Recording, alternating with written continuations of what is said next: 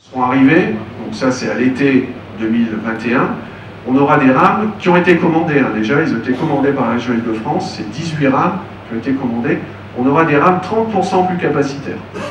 Donc c'est des rames qui seront plus fiables, parce que l'électrification va rendre le service public ferroviaire plus fiable, c'est des rames où on pourra être plus nombreux.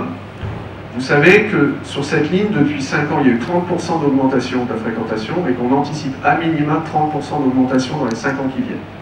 Ce qui veut dire que si dès maintenant, on ne commence pas à travailler toute une série de sujets en lien avec l'électrification. Premier sujet, c'est d'obtenir de la SNCF des navettes, des rotations supplémentaires. On devrait pouvoir en obtenir 2 ou 3 de plus, c'est-à-dire passer de 21 à 23, 24 allers-retours jour. Si on ne commence pas à travailler sur un sujet, Philippe en a dit un mot qui est ultra sensible, qui est celui du stationnement, on va droit à la catastrophe dans 5-6 ans. Sur le pass Navigo, moi j'attends de voir exactement quelle est la décision de la région et comment ça va s'articuler, parce que je ne dois pas vous cacher que je suis un peu inquiet. Sur le principe, on a toujours appelé de nos voeux que le parking soit compris dans le pass Navigo, mais ce qui m'inquiète un peu, c'est que ça veut dire que, dans l'absolu, le parking ici serait ouvert à tous les titulaires du pass Navigo, si on pousse le raisonnement. Donc, on a déjà aujourd'hui plus de demandeurs que de places, mais là, ça va être décuplé. Ça va d'autant plus augmenter que ce qu'on voit depuis des années, si l'électrification ne se fait pas sur la partie Nogent 3, va s'amplifier, c'est le report de stationnement dans nos secteurs. On commence à le voir, alors peut-être moins à Longueville, quoique, mais à Provins beaucoup, c'est parce qu'on vient chercher le pass Navigo, on a aujourd'hui de plus en plus d'usagers de la Marne, de Lyon, de l'Aube, qui viennent se garer dans nos secteurs, et ça pose aussi une autre difficulté, cette fois-ci d'ordre fiscal, c'est que nous on construit des parkings, ça coûte de l'argent, c'est les contribuables de nos secteurs, d'Île-de-France, de Seine-et-Marne ou de la communauté de communes qui les financent, mais les contribuables de l'Aube, de Lyon et de la Marne, ils ne financent pas nos parkings, ils viennent y stationner.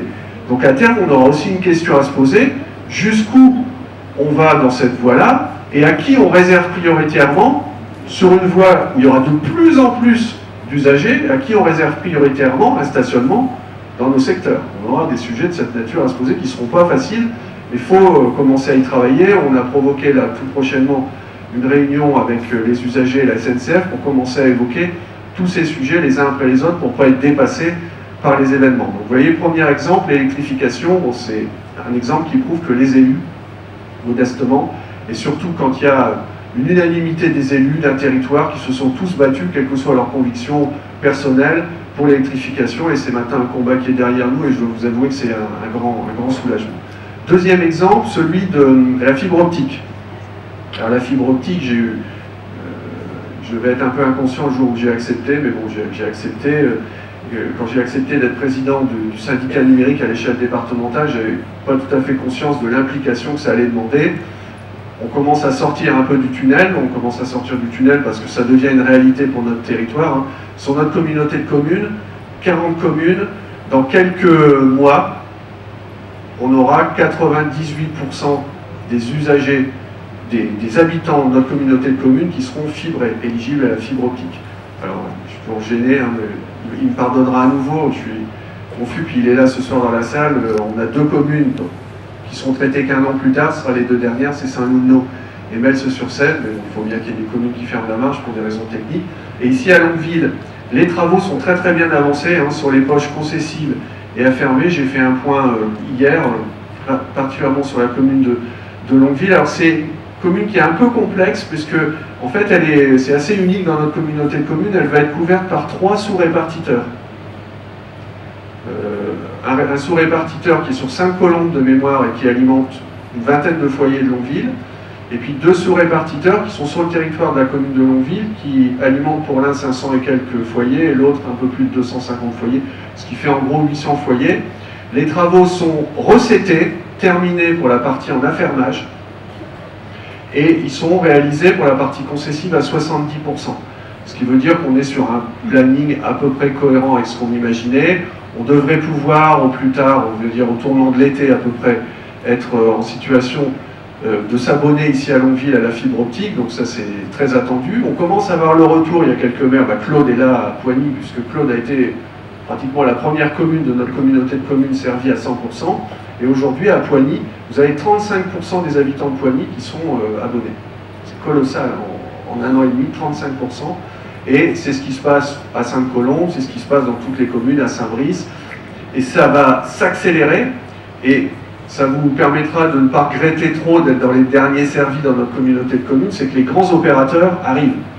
Ils sont arrivés, SFR commercialise à Poigny, commercialise à Sainte-Colombe, commercialise à Provins, dans l'ensemble des communes qui sont aujourd'hui fibrées, et Bouygues a choisi 3 communes de notre communauté de communes, mais même du département en zone test, c'est Rouilly, Saint-Brice et Provins, et ils ont lancé la commercialisation, donc avec tout ce que ça veut dire derrière, ils mettent l'artillerie en termes commercial, en termes de services après-vente, et on a, pour vous donner juste un exemple rapidement, à Provins, en quelques semaines, ils ont fait 500 abonnements immigration, rien que Bouygues.